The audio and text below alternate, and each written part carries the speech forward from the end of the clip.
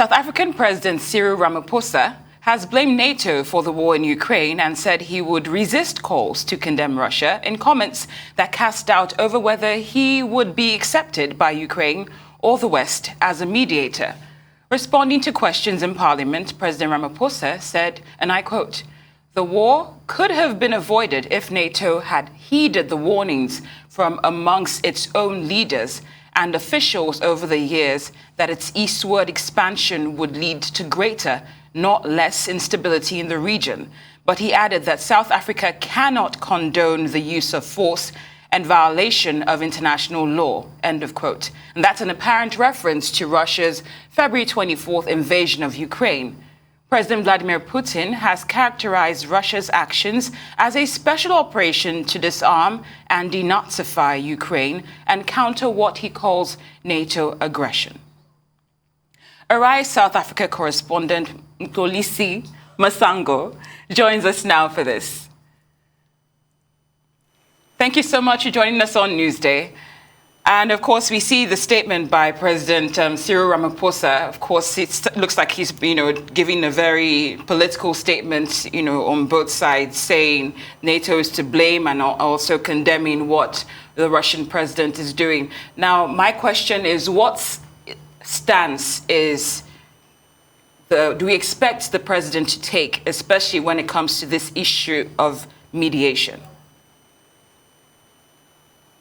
It's a very interesting one, especially where the South African government is concerned. Just a few weeks ago, when this Russia-Ukraine conflict began hitting headlines, the South African International Relations Department came with one statement saying that they would be looking into exploring avenues of intervening. And on the other hand, you had President Cyril Ramaphosa doing an about turn, a thoroughly contradicting statement as opposed to the South African International Relations Department statement. Now, yesterday in comes that session that they had in Parliament, where Ramaphosa said that the government would engage in dialogue and mediation instead of taking a more adversarial position in the Ukraine and Russia issue. And he says this is to help South Africa to contribute to the achievement of a resolution of a conflict resolution in a way. And South Africa said that, it supports the principle that members should refrain from the threat of the use of force against the territorial and political independence of other states. So really a very impartial statement there by the South African president there. And this comes as no surprise because Russia and South Africa continue to enjoy some relations that date back from way back in the apartheid days, where we've seen some members of the ruling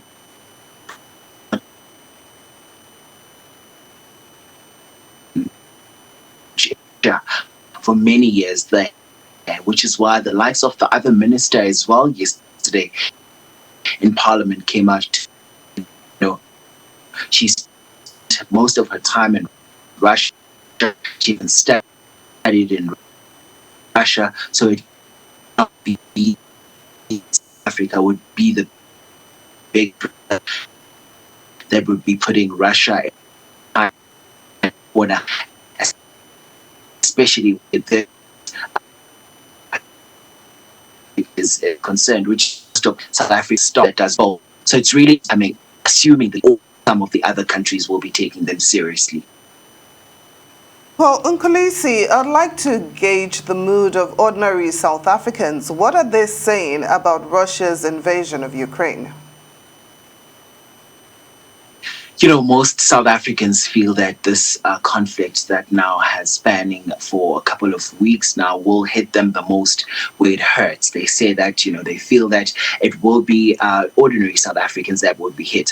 Fuel prices in the country have already started to escalate, as well as the price of food in the country as well. So most South Africans are feeling that the slow or the more time that is taken to resolve this conflict amongst the two two countries, the more they say that when the elephant fight, it's the grass that feels the pinch. So most South Africans basically feeling that they will be the ones who will be feeling the pinch when they see the price of food as well as fuel going up. In the last 2 weeks, we've seen a fuel increase in the country, and there was another statement by the energy and petroleum sector that came out yesterday to say that if this conflict is not really resolved speedily, there will be another massive fuel price increase that will be seen by South Africa in the next coming weeks, which will be the biggest price increase that the country has seen in fuel in history. The entire world is feeling the pinch right about now due to this conflict. I'm wondering whether the other members of parliament or the other members of government share the same sentiment as President Ramaphosa in terms of this conflict with Russia and Ukraine. Absolutely not. I mean, in Parliament yesterday, MPs continued to mock the South African government on their stance, which is, thoroughly perceived to be biased towards Russia. One of the ministers actually said that, she had been in Russia and the two countries enjoy ties that date back to back in the apartheid days, and went on to say that the countries enjoyed, good relations dating back to those days. And they even said that some members of the ANC, taken refuge there during apartheid days, running away from the apartheid regime. And they said that this is absolutely no excuse for South Africa to be playing the so-called on-the-fence stance instead of really reigning in Russia at this particular point in time, because they feel that this conflict has been going on for a while now. And Cyril Ramaphosa, of course, just playing a blind eye to what has been happening, saying that they will not be taking sides in this entire conflict, going on to even brazenly saying that South Africa and Russia saw imports and exports that amounted to millions just this past year, saying that Russia has contributed to the GDP of South Africa. So it does not look like we will be having a South African government that would be taking sides in this Ukraine versus Russia conflict, which did not really sit lightly with some of the MPs yesterday in Parliament. Well, there was a statement that President Ramaphosa made. I'm going to try, I would have quoted it verbatim. I'm just going to, say what he said. He said he's already spoken to President Vladimir Putin, and he's actually given him an assurance that negotiations are making progress, and that he hasn't spoken with President Zelensky, but that he hopes that he would. So based on that, it's indicative that he might be leaning towards the Russian side. And you already said that Russia and South Africa are doing business, and of course they have history right from when the ANC came into power years ago. So how do you foresee this playing out in terms of when it comes to business? It would appear that the country is in no position to really let go of their relations with Russia. As I've earlier stated, South Africa and Russia, saw some imports and exports, good relations from last year, amounting to the millions of rands. And you would assume that South Africa coming back as well slowly from, a global pandemic, COVID-19, they would want to make sure that everybody that has been on the side of the country continues to be that in order for the GDP to be boosted. So right now, it remains to be seen whether if South Africa adapts this mediation role, first of all, what is it really going to be doing? Will it pursue the role of a big brother, or would it just be, a toothless watchbody or a toothless dog in this entire conflict at the moment? Because it would be telling to see what bite it will be instead of the bark it will be giving at the same time. So right now, most emotions are around the corner, centered in terms of ensuring that if South Africa takes this mediation role, will it be taken seriously, first of all, by the country? And second of all, what South Africa will be doing? Will it be able to really, impose some serious sanctions against Russia, or will it just be giving a slap on the wrist in fear of souring those relations with Russia? So the next couple of weeks are critical and will be telling of what South Africa's actual stance and position is as far as this conflict is concerned.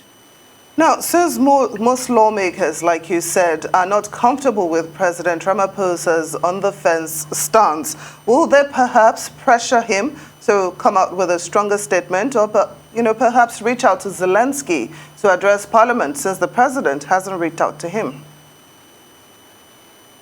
It's really mind-boggling and baffling to really watch this entire, debacle play out, especially where Ramaphosa is expected to have conversations with the Ukrainian president. They mostly on the surface and they come in the form of a statement. But however, when you hear of South Africa's engagement with Russia, a full-on statement comes out, and there's even to a certain extent a video from the presidency that details what was said in that particular engagement.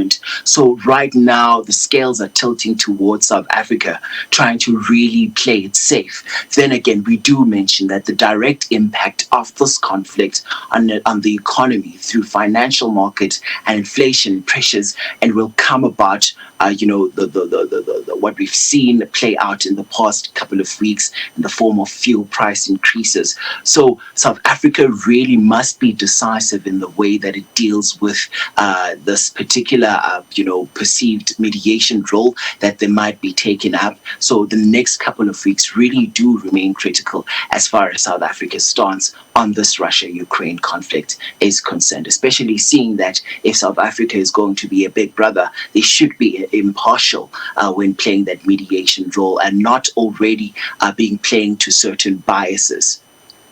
Mxolisi Masango, as always, thank you so much for giving us your updates and your take on what's going on in South Africa.